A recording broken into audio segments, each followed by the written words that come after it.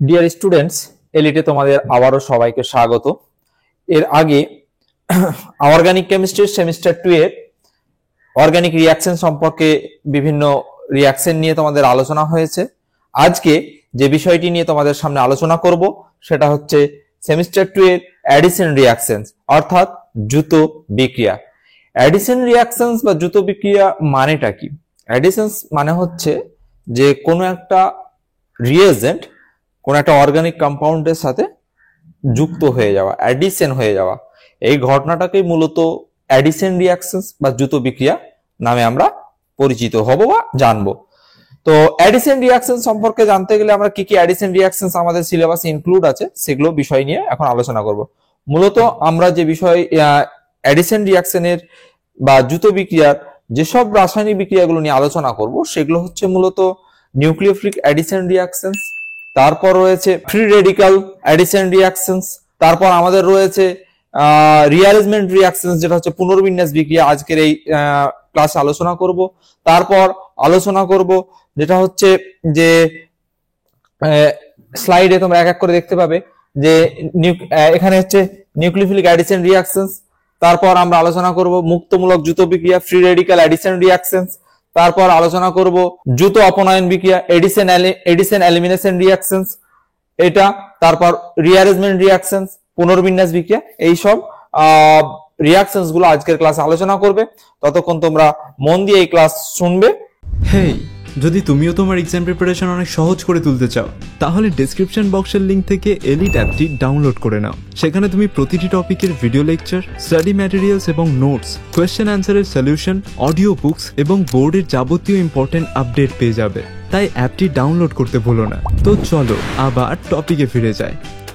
Nucleophilic addition reactions.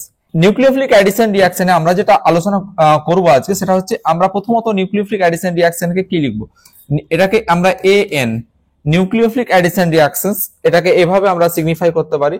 এর পুরো যেটা আমরা লিখবো সেটা হচ্ছে nucleophilic addition reactions. Nucleophilic addition রিয়াকশনটা কি? এই বিক্রিয়ায় নিউক্লিওফাইল ধীর গতিতে বিক্রিয়া করে এবং বিক্রিয়কের সাথে সরাসরি যুক্ত হয়ে যৌগ গঠন করে। নিউক্লিওফিলিক অ্যাডিশন রিয়াকশনস মূলত পোলার পাই বন্ড, যেসব অর্গানিক কম্পাউন্ডের মধ্যে পোলার পাই বন্ড আছে তারা নিউক্লিওফিলিক অ্যাডিশন রিয়াকশন শো করে। এটা একদম একটা প্রাইমারি একটা কথা, যে ক্ষেত্রে আমরা পোলার পাই বন্ড বলতে মূলত কাদেরকে বুঝবো? পোলার পাই বন্ড বলতে এই যে কার্বনিল গ্রুপ। কেন পোলার পাই বন্ড? এই যে পাই বন্ড আছে, এই পাই বন্ডের ইলেকট্রন ক্লাউডটা কি লুজ থাকে, লুজ থাকার কারণে বা দুর্বল থাকে বা উইক থাকে, সেই কারণে পাই বন্ডের ইলেকট্রন ক্লাউডটা দুর্বল থাকে। এখানে স্লাইটলি, যেহেতু এটা মোর ইলেকট্রোনেগেটিভ, এটা ডেল পজিটিভ, তাহলে পার্সিয়াল চার্জ জেনারেট হচ্ছে মানে পার্সিয়াল চার্জ সৃষ্টি হচ্ছে। তাহলে এখানে অক্সিজেন যেহেতু মোর ইলেকট্রোনেগেটিভ, তাহলে অক্সিজেনের মাথায় মাইনাস যাবে, ওই কারণে ডেল মাইনাস, এটা হচ্ছে ডেল প্লাস। একই রকম ভাবে সি ট্রিপল বন্ড এন, কার্বনের চাইতে নাইট্রোজেন বেশি ইলেকট্রোনেগেটিভ, তাহলে এখানে কি হবে? ডেল মাইনাস, এখানে হচ্ছে ডেল প্লাস। তাহলে এই যে সায়ানো বা কার্বনিল কম্পাউন্ডের সিও গ্রুপ, এরা কি হচ্ছে যে পোলার পাই বন্ড রয়েছে এদের, তাহলে এরা কি হবে? নিউক্লিওফিলিক অ্যাডিশন রিয়াকশনে শো করবে। আমরা নিউক্লিওফিলিক অ্যাডিশন রিয়াকশন শো করার জন্য তাহলে কি দেখতে পাচ্ছি যে কার্বনিল কম্পাউন্ডে যেটা কার্বন, সেই কার্বনটাতে কি হবে যে পজিটিভ চার্জ যত বেশি থাকবে নিউক্লিওফিলিক অ্যাডিশন রিয়াকশন সেটা তত ফেভারেবল হবে। তাহলে এখানে পজিটিভ চার্জ যত বেশি পরিমাণে জেনারেট হবে বা পজিটিভ চার্জ যত বেশি পরিমাণে, মানে এই সেন্টারটা যতটা বেশি মানে কি হবে? প্লাস চার্জ হবে, মানে ইলেকট্রন ঘাটতি থাকবে এই কার্বনে, তত বেশি নিউক্লিওফিলিক অ্যাডিশন রিয়াকশন ফাস্ট হবে। এটা হচ্ছে একটা ইম্পর্টেন্ট লাইন। এবার তার সাথে সাথে এখানে একটা কথা খুব বলে নেওয়া দরকার রয়েছে যে তাহলে নিশ্চয় এই পজিটিভ চার্জকে কি বলবো যে ইনফ্লুয়েন্স করে এমন কিছু প্যারামিটার যদি এই কার্বনের সাথে যুক্ত থাকে, তাহলে নিউক্লিওফিলিক অ্যাডিশন রিয়াকশনস কি করবে? ইনফ্লুয়েন্স করবে, প্রভাবিত করবে।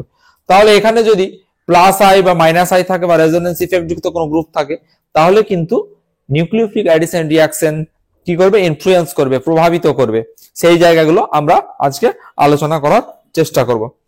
তো এক্ষেত্রে নিউক্লিওফিলিক অ্যাডিশন রিয়াকশনের ক্ষেত্রে যেমন আমরা জানি পরের স্লাইডটাতে তাহলে বুঝতে পারবো যে অ্যাসিটালডিহাইডের সাথে HCN এর বিক্রিয়া।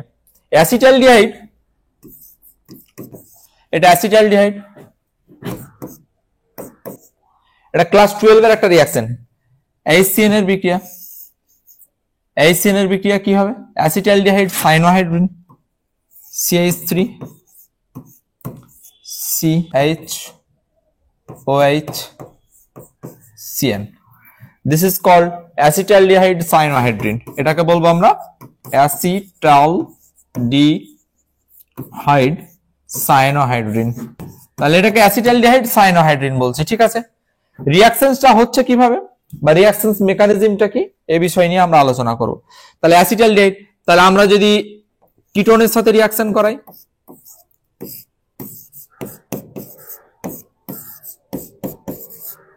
কিটোনের সাথে HCN এর রিঅ্যাকশন করালাম, তাহলে আলটিমেট কি হবে? এটাকে আমরা কি নামে জানবো? এটাকে আমরা কিটোন সাইনোহাইড্রিন নামে জানবো। কি নামে? কিটোন সাইনোহাইড্রিন নামে, কিটোন সাইনোহাইড্রিন নামে জানবো।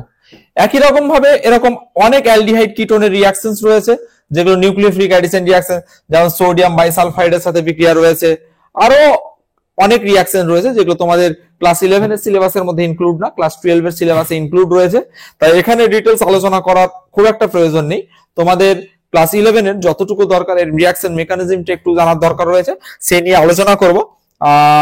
তাহলে এবার আমরা একটা রিঅ্যাকশন মেকানিজমটা নিয়ে আলোচনা করি যে অ্যাসিটালডিহাইড সাইনোহাইড্রিনের সাথে HCN এর বিক্রিয়া, যে নিউক্লিওফিলিক অ্যাডিশনটা কিভাবে হয়। ঠিক আছে, বিক্রিয়ার ক্রিয়া কৌশল।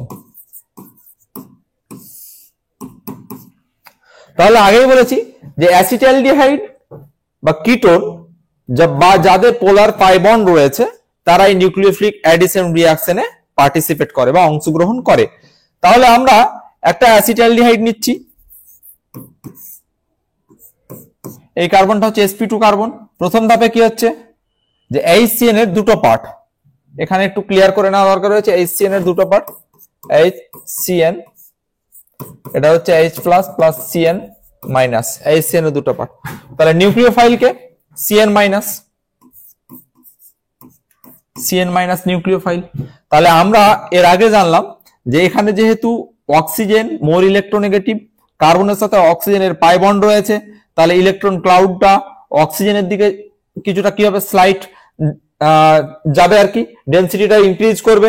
তাহলে এটা হচ্ছে ডেল মাইনাস আর এটা হচ্ছে ডেল প্লাস। ওই যেহেতু কার্বন পরমাণুতে ইলেকট্রন ডেনসিটি বা ঘাটতিটা রয়েছে, ইলেকট্রন ডেনসিটিটা কম রয়েছে, তাহলে নিউক্লিওফাইল কি করবে, এই সেন্টারে গিয়ে অ্যাটাক করবে, এইটা এই মাথায় এলো। তাহলে এখানে কি হলো, এখানে CH3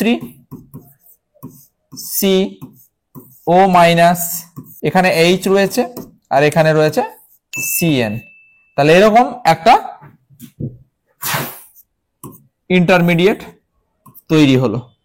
মাধ্যমে কি পড়ে রয়েছে, মাধ্যমে H প্লাস পড়ে রয়েছে। তাহলে H প্লাসটাকে কে টেক আপ করবে, O মাইনাস টেক আপ করবে। তাহলে O মাইনাস টেক আপ করলে কি হবে, CH3 COH CNH। এর আগে আমরা এটাকে অ্যাসিটালডিহাইড সাইনোহাইড্রিন নামে লিখেছি। কি নামে লিখেছি, অ্যাসিটালডিহাইড সাইনোহাইড্রিন নামে। তাহলে এটার নাম হচ্ছে অ্যাসিটালডিহাইড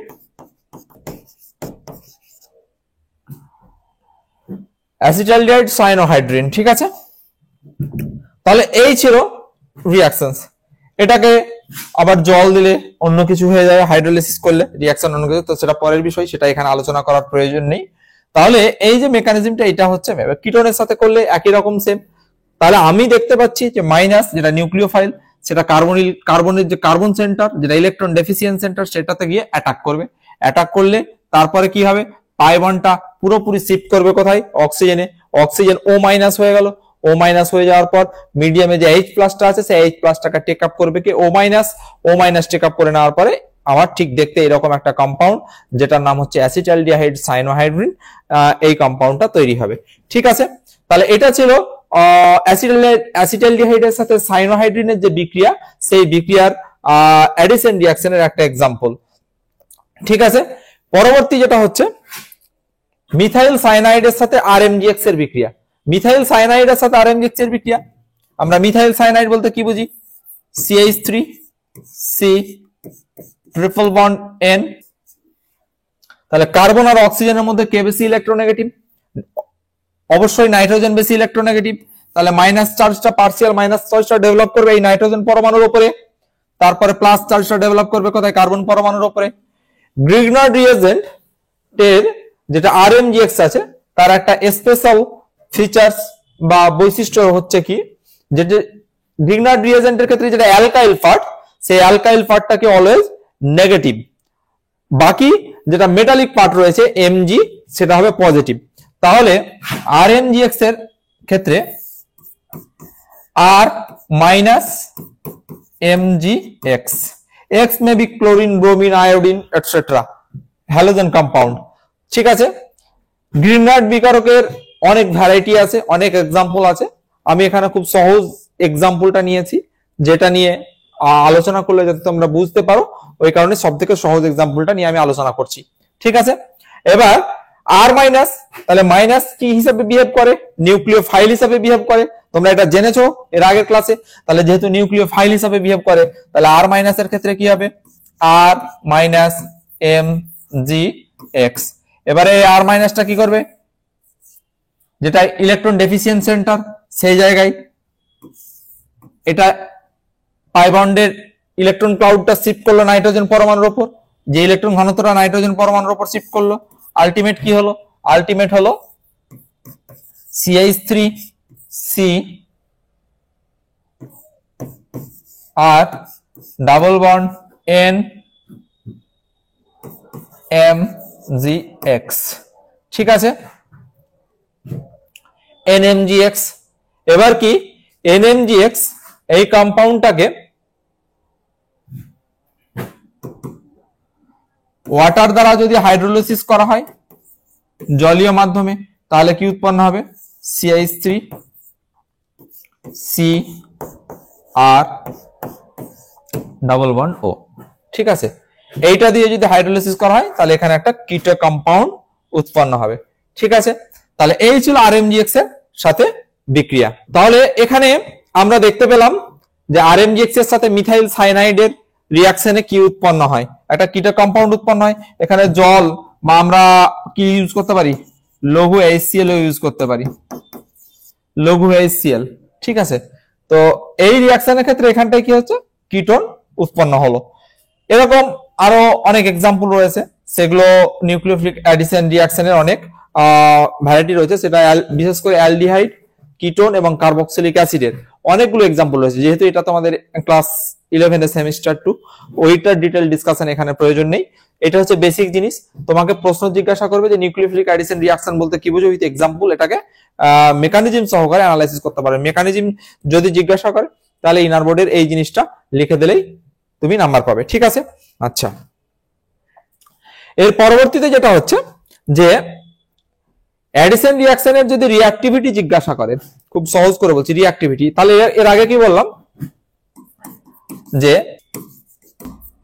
বিক্রিয়ার সক্রিয়তা, নিউক্লিওফিলিক যুত বিক্রিয়ার সক্রিয়তা বা রিঅ্যাক্টিভিটিটা যদি জিজ্ঞাসা করে তাহলে কি লিখবে? সেক্ষেত্রে আমরা কি দেখলাম, আমি তিনটে এক্সাম্পল লিখছি তাহলে খুব সহজ হবে। Formaldehyde, acetaldehyde, this is ketone. ঠিক আছে, তাহলে ফর্মালডিহাইড, অ্যাসিটাইলডিহাইড এন্ড কিটোন। তাহলে দেখতে হবে যে এই কার্বন সেন্টারে প্লাস চার্জ বা ইলেকট্রন ডেফিসিয়েন্সি যত বেশি হবে, নিউক্লিওফিলিক অ্যাডিশন রিঅ্যাকশন তত বেশি ফাস্টার হবে। কারণ আমি যে নিউক্লিওফাইলটা আনবো সেটা হচ্ছে ইলেকট্রন রিচ স্পেসিস, বা তার মধ্যে ইলেকট্রন ঘনত্ব বেশি থাকে। সহজেই কার্বনের মধ্যে যত বেশি ইলেকট্রন ঘাটতি থাকবে, সেই ইলেকট্রন ঘাটতিটাকে নিউক্লিওফাইলটা কি করবে? ঘাটতিটা পূরণ করবে। তাহলে এখানে আমরা দেখতে পাচ্ছি যে মিথাইল গ্রুপের এর আগে কি থাকে আমরা জেনেছি, যে অর্গানিক কেমিস্ট্রির যেটা প্রাথমিক ধারণা ওই চ্যাপ্টারে জেনেছি যে প্লাস আই ইফেক্ট, CH3 গ্রুপের plus I effect, plus I effect কি করে? ইলেকট্রন ডেনসিটি ইনক্রিজ করে। তাহলে এই কার্বন পরমাণুতে ইলেকট্রন ঘাটতিটা কি? Due to plus I effect কি হবে? ইলেকট্রন ডেনসিটিটা বা ইলেকট্রন ডেনসিটিটা কি হবে? ইনক্রিজ করবে। তাহলে ইলেকট্রন ঘাটতিটা কি হবে? কমে যাবে, তাহলে ইলেকট্রন ঘাটতি যদি কমে যায় তাহলে নিউক্লিওফিলিক অ্যাডিশন রিঅ্যাকশন কমে যাবে, রেটটা অ্যাক্টিভিটিটা কমে যাবে। তাহলে এখানে ফর্মালডিহাইডের ক্ষেত্রে কোন রকম প্লাস আই ইফেক্ট আছে? কোন রকম প্লাস আই ইফেক্ট নেই, নো প্লাস আই ইফেক্ট, কোন রকম প্লাস আই ইফেক্ট নেই। এখানটায় কি রয়েছে? মিথাইল গ্রুপের শুধুমাত্র একটা প্লাস আই ইফেক্ট রয়েছে, এখানে কি রয়েছে? দুটো প্লাস আই ইফেক্ট রয়েছে। তাহলে সব থেকে প্লাস ইলেকট্রনের যে ঘাটতি কার্বন পরমাণুতে সব থেকে কম হবে কোথায়? এখানে। তারপরে ইলেকট্রন ঘাটতিটা সবচাইতে বেশি এখানে। তাহলে ফার্স্টটার কি হবে? রিঅ্যাকশন রেটটা হবে, অর্ডারটা হবে এই। তাহলে ফর্মালডিহাইড, অ্যাসিটালডিহাইড এবং কিটোনের মধ্যে নিউক্লিওফিলিক দ্রুত বিক্রিয়ার রেট কি হবে? ফর্মালডিহাইড সব থেকে বেশি হবে, তারপর কি হবে? অ্যাসিটালডিহাইড, তারপর হবে কিটোন। ঠিক আছে, তাহলে এক্ষেত্রে কজ কি? উইথ কজ, কারণ কার্বনিল কার্বনে ইলেকট্রন ঘাটতি যত বেশি হবে nucleophilic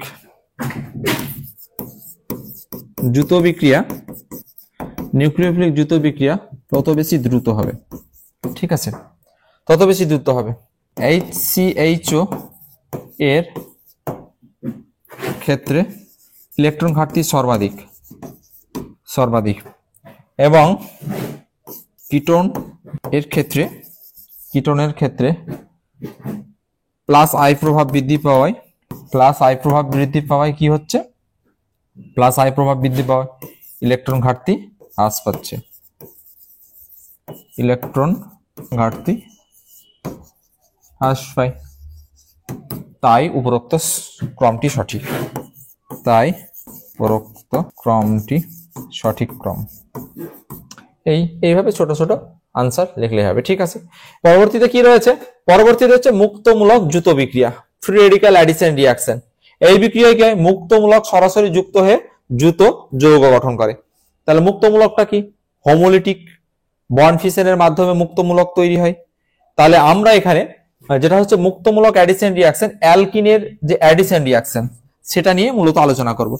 suppose CH3 CH double bond CH2 HBr জৈব পারঅক্সাইডের উপস্থিতিতে রিঅ্যাকশন করছে।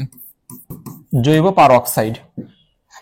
পারঅক্সাইডের উপস্থিতিতে রিঅ্যাকশন করলে CH3 CH2 CH2 Br propyl bromide তৈরি করছে। কি তৈরি করছে? প্রোপিনের সাথে HBr এর বিক্রিয়ায় propyl bromide, this is propene. জৈব পারঅক্সাইড কি কি সেটা আলোচনা করছি রিঅ্যাকশন মেকানিজমে, দিস ইজ প্রোপাইল ব্রোমাইড। ঠিক আছে, তাহলে জৈব পারঅক্সাইডের উপস্থিতিতে এটা কি রুলস ফলো করে? অ্যান্টি মার্কোনিকভ রুল ফলো করে। অ্যান্টি হাইড্রোকার্বন চ্যাপ্টারে মার্কোনিকভ রুলস এবং অ্যান্টি মার্কোনিকভ রুলস এর অ্যালকিনে এটা ডিটেলসে রয়েছে, সেখানে আলোচনা করব। এখন অ্যান্টি মার্কোনিকভ রুলটা শুধু এটুকু বলে রাখি, কোন অ্যালকিনে যেখানে হাইড্রোজেন পরমাণু সংখ্যা বেশি থাকবে, যদি কোনো অ্যালকিনের সাথে অপ্রতিসম যোজকের জৈব পারঅক্সাইডের উপস্থিতিতে রিঅ্যাকশনটা হয়, তাহলে সেক্ষেত্রে কি হবে? ঋণাত্মক পার্টটা সেই কার্বন পরমাণুতে যুক্ত হবে যেখানে হাইড্রোজেন পরমাণুর সংখ্যা কি থাকবে? বেশি থাকবে। ঠিক আছে, এগেন আই রিপিট, অপ্রতিসম অ্যালকিনের সাথে অপ্রতিসম যোজকের জৈব পারঅক্সাইডের উপস্থিতিতে যদি বিক্রিয়া হয়, তাহলে যোজক মিন্স এই অংশটা, যোজকের ঋণাত্মক অংশ মানে বিআর, এই যে বিআরটা সেই কার্বন পরমাণুতে যুক্ত হবে যেখানে কি হবে? হাইড্রোজেন পরমাণু সংখ্যা বেশি।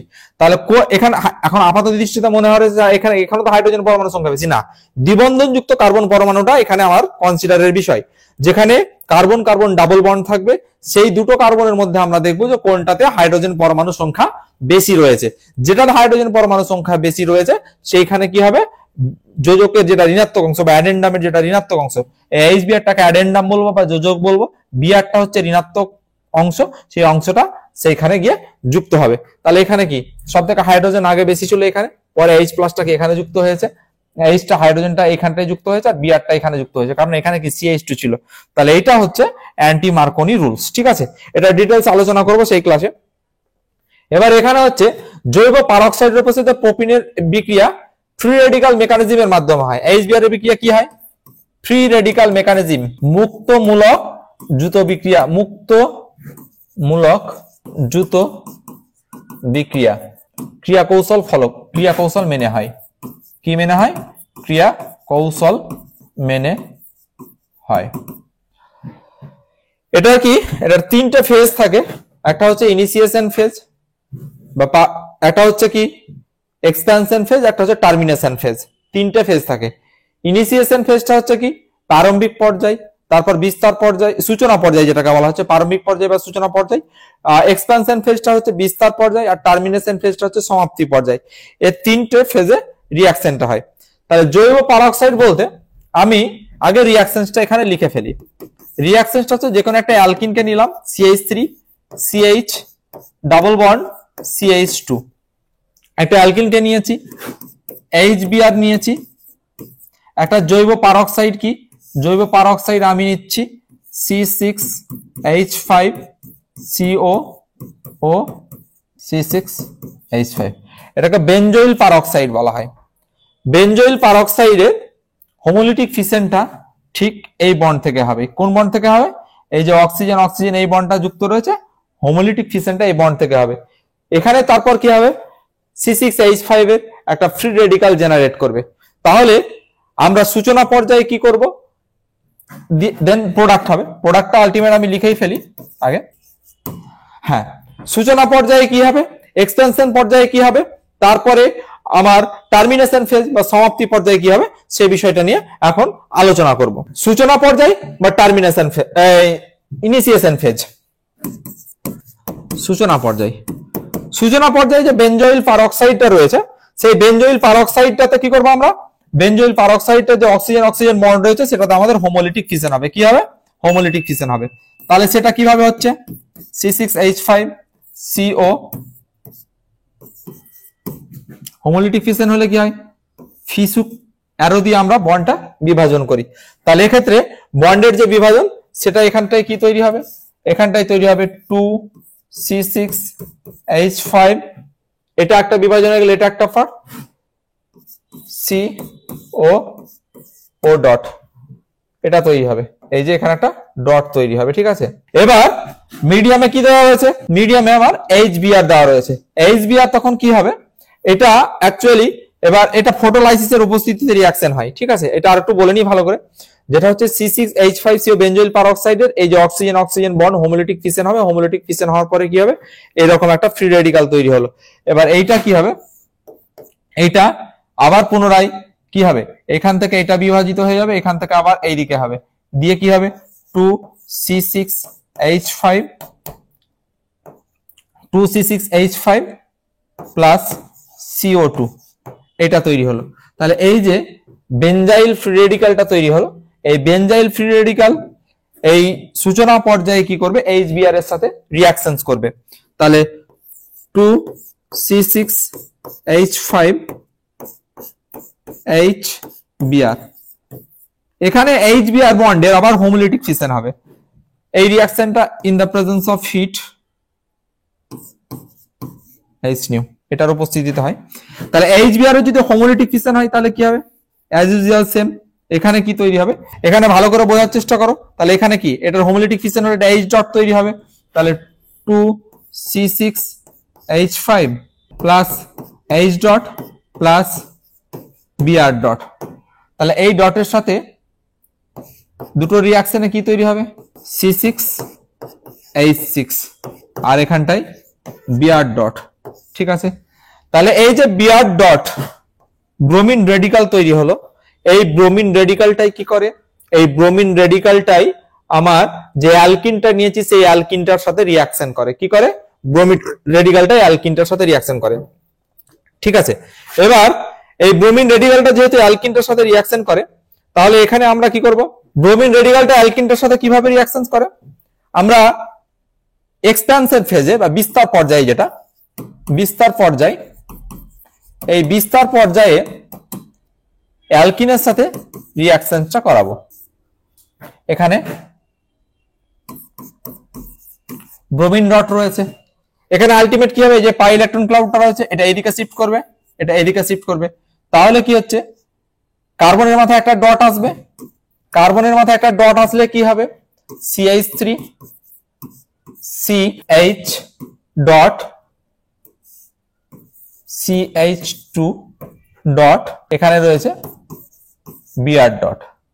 তাহলে কি হচ্ছে, এই Br ডটের সাথে এটা আর এটার সাথে এটার রিঅ্যাকশনস হলো, রিঅ্যাকশন হয়ে আলটিমেট কি হলো, CH3 CH dot CH2 Br। তাহলে এই যে রেডিকালটা তৈরি হয়েছে, এই রেডিকালটা টার্মিনেশন ফেজে কি হবে, টার্মিনেশন ফেজে আলাদা মলিকুল HBr এর সাথে রিঅ্যাকশন করে আরেকটা Br মুভ করবে, যে Br আর Br ডট এবং Br ডট মানে ব্রোমিন রেডিকাল এবং ব্রোমিন রেডিকাল যুক্ত হয়ে টার্মিনেশন ফেজে কি হবে, ব্রোমিন মলিকুলস তৈরি করে।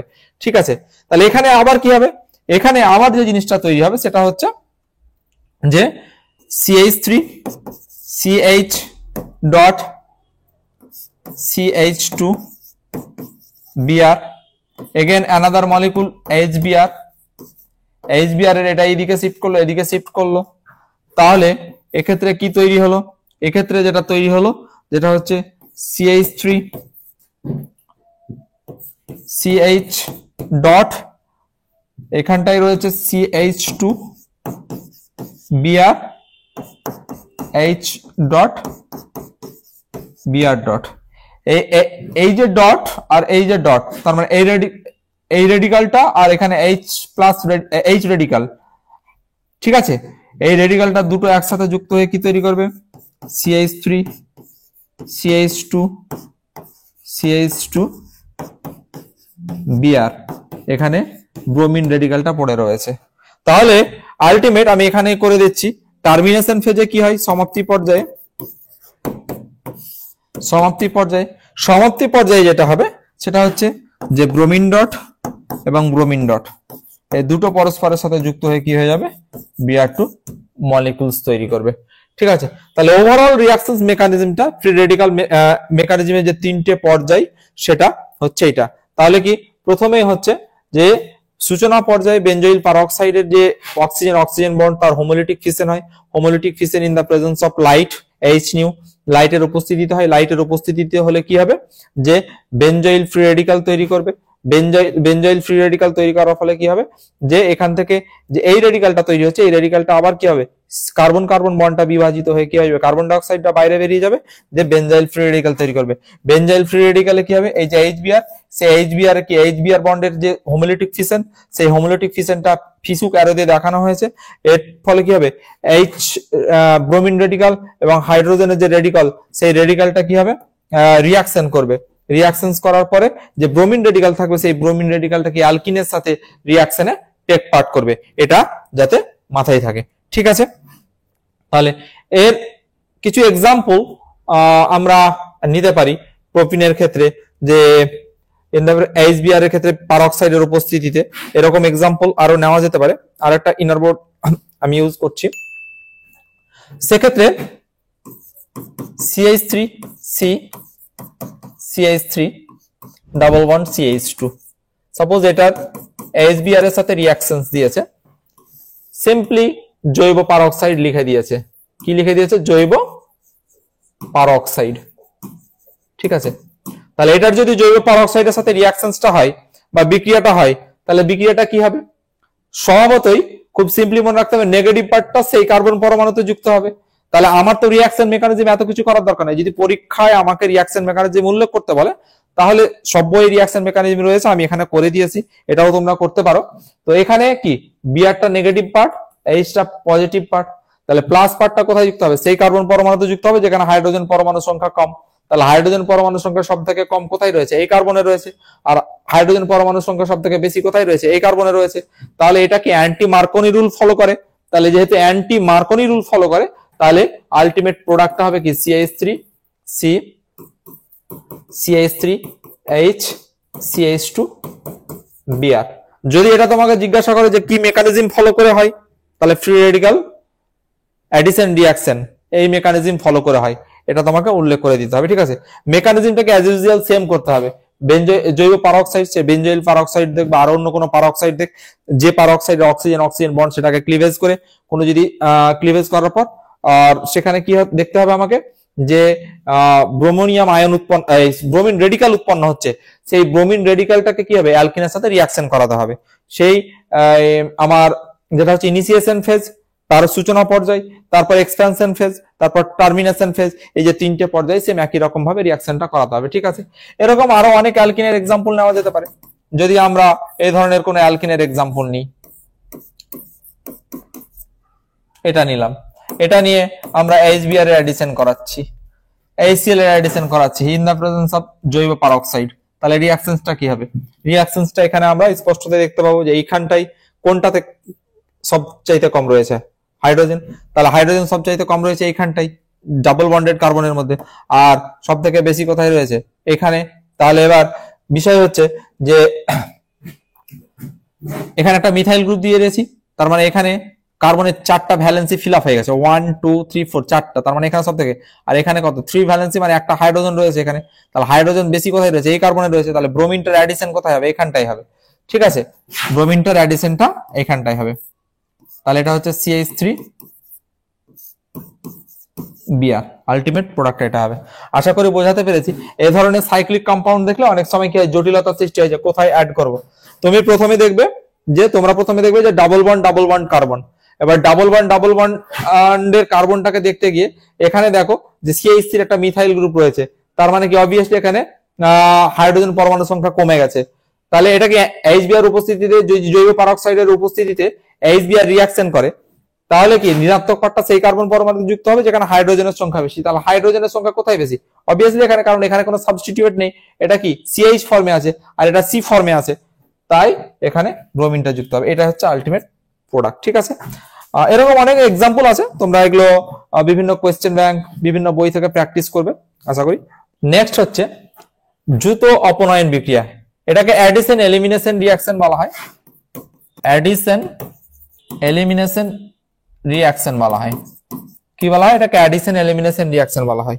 এই অ্যাডিশন এলিমিনেশন রিঅ্যাকশনের মূল বিষয়টা কি, যে একবার অ্যাডিশন হবে একবার এলিমিনেশন হবে, তাহলে কি কি অ্যাডিশন হবে কি কি এলিমিনেশন হবে সেটা আমরা দেখছি।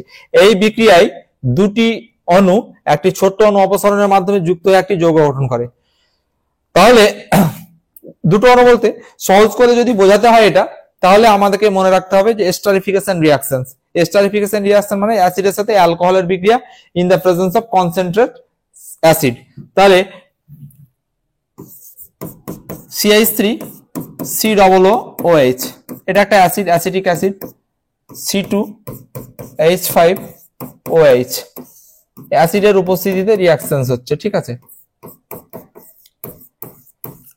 অ্যাসিডের উপস্থিতিতে যদি রিঅ্যাকশনস হয় তাহলে কি হবে, একটা এস্টার উৎপন্ন হবে। এস্টারটা কি উৎপন্ন হবে? এস্টারটা হচ্ছে CH3CO C2H5, তার সাথে জল উৎপন্ন হবে। ঠিক আছে, এই এস্টারটা উৎপন্ন হবে। এখন দ্রুত অপনয়ন বিক্রিয়ার যে মেকানিজমটা রয়েছে, মেকানিজমটা সামান্য 11 এর ছাত্র যারা আছে তাদের জন্য একটু কমপ্লেক্স হতে পারে, তারপরেও আমি মেকানিজমটা করে দিচ্ছি। তাহলে অ্যাসিড, যেহেতু অ্যাসিডের উপস্থিতিতে হচ্ছে এটা অ্যাসিড ক্যাটালাইজড একটা রিঅ্যাকশনস। ঠিক আছে, তাহলে প্রথম ধাপে কি হচ্ছে, প্রথম ধাপে এই অ্যাসিডের সাথে কি হচ্ছে, এটার যে H+ সে H+ এর রিঅ্যাকশনস হয়। তাহলে রিঅ্যাকশনসটা কিভাবে হয় সেটা আমরা এবার আলোচনা করব। ঠিক আছে, মেকানিজমটা নিয়ে।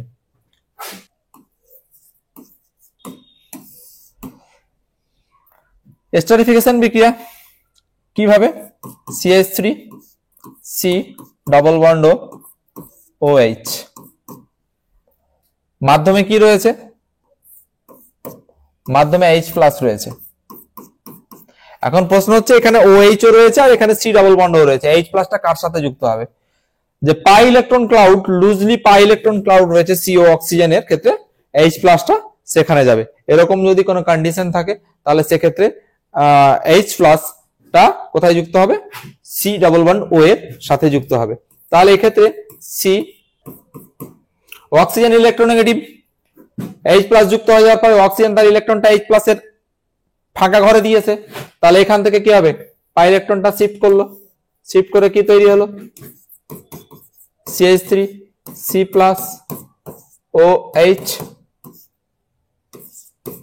ও এইচ, এরকম একটা কম্পাউন্ড তৈরি হলো। ঠিক আছে, তাহলে এইটা একটা কম্পাউন্ড তৈরি হলো। নেক্সট হচ্ছে CH3 C plus OH OH, তাহলে সি প্লাস এখানে একটা কার্বোক্যাটায়ন জেনারেট হয়েছে, সি এর মাথায় প্লাস। আমাদের মিডিয়ামে নিউক্লিওফাইল হিসেবে কি ইউজ করেছিলাম? অ্যালকোহল, C2H5OH, ও এর মাথায় অক্সিজেন আছে। এটা সরাসরি এই কার্বন সেন্টারে গিয়ে অ্যাটাক করবে। তাহলে এই কার্বন সেন্টারে গিয়ে যদি অ্যাটাক করে তাহলে আলটিমেট জিনিসটা কি হবে? জিনিসটা দেখতে এইরকম হবে। এবার এখানটায় কি হবে? এখানটা অক্সিজেন প্লাস, তাহলে অক্সিজেন প্লাস হয়েছে, তার মানে এটা তো সহ্য করবে না যেহেতু ইলেকট্রোনেগেটিভ এলিমেন্ট, তাহলে এটা এইদিকে মুভ করবে, তাহলে এটা H প্লাস হিসাবে বেরিয়ে যাবে। তাহলে H প্লাস হিসাবে বেরিয়ে গেলে এখানটায় কি হবে? এখানটায় বেরিয়ে গিয়ে CH3 C O C2H5OH OH। ঠিক আছে, এবার এই যে এই প্রোডাক্টটা তৈরি হলো, এই প্রোডাক্টটা কি হবে? এগেন ফার্দার একটা H প্লাস, যেহেতু এটা অ্যাসিড ক্যাটালাইজড রিঅ্যাকশন হচ্ছে, তাহলে H প্লাসটা কি এই হাইড্রক্সিলটা OH-টা অথবা AOH-টা যে গ্রুপটা রয়েছে সেটার সাথে গিয়ে যুক্ত হবে। তাহলে যুক্ত হয়ে কি হবে? CH3 C ও C2H5, এখানে একটা OH রয়েছে আর এটা হলো OH2, অক্সিজেনের মাথায় প্লাস হয়ে গেল। তাহলে এটা গুড লিভিং গ্রুপে পরিণত হলো। তাহলে গুড লিভিং গ্রুপে পরিণত হলে ওটা কি হবে? বেরিয়ে যাবে উইথ বন্ড, বন্ড নিয়ে বেরিয়ে গেলে কি হবে? এটা H প্লাস H2O, H2O নিয়ে যদি বেরিয়ে যায় তাহলে CH3 C ও C2H5, এবার এটা হয়ে গেল প্লাস আর এটাই হলো OH। এবার কি হয়ে যাবে? যেহেতু acid catalysed reaction, before the reaction এবং আফটার দ্য রিঅ্যাকশন কি H প্লাস অবিকৃত অবস্থায় থাকবে। এইখান থেকে এই বন্ডটা এইদিকে শিফট করলো, এদিকে শিফট করলে কি হবে? এটা H প্লাস আয়ন রূপে বাইরে বেরিয়ে যাবে, বাইরে বেরিয়ে গেলে এটা আমার আলটিমেট এস্টার CH3 CO ও C2H5, এই এস্টারটা তৈরি হবে। ঠিক আছে, এরকম যদি রিঅ্যাকশন দেওয়া থাকে এস্টারিফিকেশন রিঅ্যাকশন, তার মানে আমাকে বুঝতে হবে অ্যাসিডের সাথে যদি কোনো alcohol reaction with concentrate sulphuric acid with concentrate অ্যাসিডের প্রেজেন্সে থাকে, তাহলে H প্লাসটা কিভাবে অ্যাসিড ক্যাটালাইজড রিঅ্যাকশনে পার্টিসিপেট করে সেটা আমি এখানে দেখালাম। এটা হচ্ছে এস্টারিফিকেশন রিঅ্যাকশন। এস্টারটার গন্ধ রাইপ ব্যানানা বা পাকা কলার মতো গন্ধ হয় দেখতে। ঠিক আছে, ল্যাব টেস্টে এটা অনেক সময় খুব সুন্দর একটা স্মেল পাওয়া যায়, এইটা টেস্ট করা যায়। ঠিক আছে, তো এক্ষেত্রে আমরা রিঅ্যাকশনটা এভাবে করব। নেক্সট হচ্ছে তাহলে অ্যাডিশন এলিমিনেশন রিঅ্যাকশনের এটা एग्जाम। এবার এটাকে আমরা অ্যাডিশন এলিমিনেশন কেন বলছি এটা আমাদের একটু বুঝতে হতো। যে প্রথম কথা কি হচ্ছে, H প্লাস অ্যাডিশন হচ্ছে, H প্লাস অ্যাডিশন হয়ে যাওয়ার পরে কি হচ্ছে? এখানে OH হচ্ছে, আবার এখানে কার্বোক্যাটায়ন জেনারেট হচ্ছে, কার্বোক্যাটায়নের সাথে কি আবার অ্যালকোহলের অ্যাডিশন হচ্ছে, অ্যালকোহলের অ্যাডিশন হয়ে যাওয়ার পর কি আবার একটা পর্যায়ে গিয়ে আমি জলের এলিমিনেশন করছি বা জল বের করে দিচ্ছি। তাহলে এই যে একবার অ্যাডিশন হচ্ছে আবার এলিমিনেশন হচ্ছে, তাহলে এক জায়গায় জলের এলিমিনেশন হচ্ছে, আবার এক জায়গায় কি হচ্ছে? C2H5 নিউক্লিওফাইল হিসেবে কি হচ্ছে? নিউক্লিওফাইলের অ্যাডিশন হচ্ছে। এই কারণে এই বিক্রিয়াটাকে বলা হচ্ছে অ্যাডিশন এলিমিনেশন রিঅ্যাকশনস। ঠিক আছে, নেক্সট হচ্ছে রিঅ্যারেঞ্জমেন্ট রিঅ্যাকশন। রিঅ্যারেঞ্জমেন্ট রিঅ্যাকশনটা কি? রিঅ্যারেঞ্জমেন্ট রিঅ্যাকশনটা হচ্ছে যে তাপের প্রভাবে বা অনুঘটক বা বিকারকের উপস্থিতিতে জৈব অণুর একটি পরমাণু বা গ্রুপ তার নিজস্ব অবস্থান থেকে বিচ্ছিন্ন হয়ে বিক্রিয়াজাত পদার্থ তৈরি করে। কমন যে এক্সাম্পলটা রিঅ্যারেঞ্জমেন্ট রিঅ্যাকশন বা পুনর্বিন্যাস বিক্রিয়া, এর বাংলা হচ্ছে পুনর্বিন্যাস বিক্রিয়া। পুনর্বিন্যাস বিক্রিয়া সহজ এক্সাম্পলটা নিয়ে নি, পিনাকল পিনাকলন রিঅ্যারেঞ্জমেন্ট। ঠিক আছে, তাহলে একটা ডায়ল নিলাম, ডায়লের দুই পাশে CH3 CH3 CH3 CH3, এটাকে আমরা, এটা একটা ডায়ল 1,2 ডায়ল, এটাকে আমরা পিনাকল বলবো। কি বলবো? পিনাকল। পিনাকল এটাকে যদি কনসেন্ট্রেট H2SO4 এর উপস্থিতিতে রিঅ্যাকশন করানো হয়, কনসেন্ট্রেট H2SO4 এর উপস্থিতিতে রিঅ্যাকশন করানো হয়, তাহলে কি হবে? আলটিমেট কিটোন উৎপন্ন হবে CH3 C দিস ইজ পিনাকোলন, এটাকে আমরা বলি পিনাকোলন। তাহলে মেকানিজমটা কি? কনসেন্ট্রেট H2SO4 কি হিসাবে কাজ করবে? Concentrate H2SO4 source of proton হিসাবে কাজ করবে। তাহলে প্রোটন সোর্স হিসাবে কাজ করলে কি এখানে দুটো ডায়ল আছে। এর আগে আমরা দেখলাম যে একটা কার্বনিল গ্রুপ যদি থাকে আর একটা OH থাকে, তাহলে H+টা কোন জায়গাটাকে প্রিফার করবে? প্রিফার করবে কার্বনিল গ্রুপের সেই পজিশনটাকে, কার্বনিল গ্রুপের CO পজিশনটাকে প্রিফার করবে, কারণ সেখানে ইলেকট্রন ক্লাউডটা বেশি, ইলেকট্রন ঘনত্বটা বেশি, ঠিক আছে, কারণ সেখানে পাই ইলেকট্রন ক্লাউড রয়েছে। এবার এখানটায় OH দুটোতে রয়েছে, তাহলে দুটোতেই কি আছে? সিমিলার পজিশন রয়েছে, ঠিক আছে। এক্ষেত্রে আমরা দেখছি পিনাকোলন রিঅ্যারেঞ্জমেন্ট, ঠিক আছে। একটা 1,2 ডায়ল নেব আমরা। 1,2 ডায়লটা OH C OH CH3 CH3 CH3 CH3 H+, তাহলে H+টা আমি এখানে অ্যাটাক করালাম, যেহেতু H2SO4 concentrate H2SO4 H+ plus কি হবে? HSO4 মাইনাস, তাহলে H+টা কি হবে?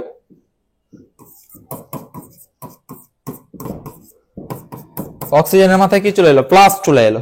তাহলে এক্ষেত্রে কি হবে? এক্ষেত্রে যেটা হচ্ছে OH2 এটা গুড লিভিং গ্রুপে পরিণত হলো, তাহলে লিভিং গ্রুপে পরিণত হলে এখান থেকে কি বেরিয়ে যাবে? জল বেরিয়ে যাবে। জল বেরিয়ে গেলে এখানে কি তৈরি হবে? একটা কার্বো ক্যাটায়ন তৈরি হবে। লিভিং গ্রুপ অলওয়েজ কি বন্ড নিয়ে বেরিয়ে যায়, তাহলে এখানে একটা কার্বো ক্যাটায়ন তৈরি হলো। তাহলে এই কার্বো ক্যাটায়নটা কিভাবে তৈরি হবে? এই কার্বো ক্যাটায়নটা তৈরি হলো। তাহলে এই কার্বো ক্যাটায়নটা হচ্ছে যে এর পাশে যে প্লাসটা আছে এটাতে দেখতে হবে যে এই প্লাসটাকে স্টেবিলিটি প্রদান করতে হবে। তাহলে স্টেবিলিটি প্রদান করার জন্য এখানে কি রয়েছে? এই যে মিথাইল গ্রুপ রয়েছে দুটো, এই দুটো মিথাইল গ্রুপের মধ্যে কোন একটা মিথাইল গ্রুপকে আমি এখানে শিফট করালাম। এখানে শিফট করিয়ে কি হচ্ছে? এটাকে বলা হচ্ছে মিথাইল শিফট, CH3 শিফট। এই মিথাইল শিফট হলে কি হচ্ছে? বন্ডের শিফট হচ্ছে উইথ বন্ড। তাহলে বন্ডের যদি মাইগ্রেশন হচ্ছে তাহলে কি এখানে ইলেকট্রন ডেফিসিয়েন্সি তৈরি হবে, ঘাটতি তৈরি হলো। এবার এখানে OH, যেহেতু acid catalysed reaction, acid catalysed রিঅ্যাকশনে কি হয়ে যাবে? H+ বেরিয়ে গেলে এখান থেকে কি হয়ে যাবে? এটা ডাবল বন্ড হয়ে যাবে। তাহলে CH3 C ডাবল বন্ড ও CH3 CH3 CH3, তাহলে এটাকে আমরা কি বলছি? পিনাকোলন বলছি, পিনাকোলন, ঠিক আছে। তাহলে এই ছিল পিনাকোলন রিঅ্যারেঞ্জমেন্ট রিঅ্যাকশন। এইভাবে আরো রিঅ্যারেঞ্জমেন্ট রিঅ্যাকশন আছে, বেকম্যান রিঅ্যারেঞ্জমেন্ট রয়েছে, তারপর হফম্যান কার্টিয়াস রিঅ্যারেঞ্জমেন্ট রয়েছে, অনেকগুলো রিঅ্যারেঞ্জমেন্ট রয়েছে। এগুলো পরবর্তীতে তোমাদের ক্লাস 12 এ রয়েছে। বেসিক সব থেকে সহজ যেটা হচ্ছে রিঅ্যারেঞ্জমেন্ট রিঅ্যাকশনকে বোঝানোর জন্য যে পিনাকোলন রিঅ্যারেঞ্জমেন্ট, এটা হচ্ছে সিম্পলেস্ট এক্সাম্পল। এক্সাম্পলটা দিয়ে তোমাদের বোঝানোর চেষ্টা করলাম। তোমাদের যদি রিঅ্যাকশন দেয় যে পিনাকোলন রিঅ্যারেঞ্জমেন্ট বলতে কি বুঝো, তাহলে পিনাকলের সাথে কনসেন্ট্রেট H2SO4 এর বিক্রিয়ায় পিনাকোলন তৈরি হয়। পিনাকোলনের সংকেত হচ্ছে এটা, পিনাকলের সংকেত হচ্ছে এটা। তার রিঅ্যাকশন মেকানিজমটা এই মেকানিজমটা, ঠিক আছে। তাহলে এই ছিল আজকের ক্লাস। আজকের ক্লাসে মূলত আলোচনা যে কটা হলো অ্যাডিশন রিঅ্যাকশন, তারপর rearrangement reactions, free radical addition reactions, এই যে এই কয়েকটা রিঅ্যাকশনস আলোচনা হলো। এগুলো সম্পর্কিত যে প্রশ্ন তোমরা বিভিন্ন বইয়ে বা বিভিন্ন কোশ্চেন ব্যাংকে যে প্রশ্নগুলো দেওয়া রয়েছে, এই ভিডিও দেখার সাথে সাথে সেই প্রশ্নগুলো তোমরা আলোচনা করো। কোনো সমস্যা আশা করি হবে না। যদি হয় কিছু ডেপথ অ্যানালাইসিস আরো রয়েছে, যেগুলো হয়তো নিট জেই অ্যাডভান্স লেভেলের প্রশ্ন আছে, সেগুলো থেকে কনসেপচুয়াল ক্ল্যারিটির জন্য আরো হয়তো ডেপথ, কিন্তু 11-12 তোমাদের জন্য আপাতত এতটুকুই যা সিলেবাসে রয়েছে তা আমি আজকে পড়ালাম। নেক্সট ক্লাসে আবার দেখা হবে। আপাতত আজকের মতো এখানে বিদায় জানিয়ে সামনের ক্লাসে আবার দেখা হবে। এই ধরনের এডুকেশনাল ভিডিও আরো দেখতে চ্যানেলটিকে সাবস্ক্রাইব করে এলিট পরিবারের মেম্বার হয়ে যাও। Thank you so much and always remember, knowledge worth sharing.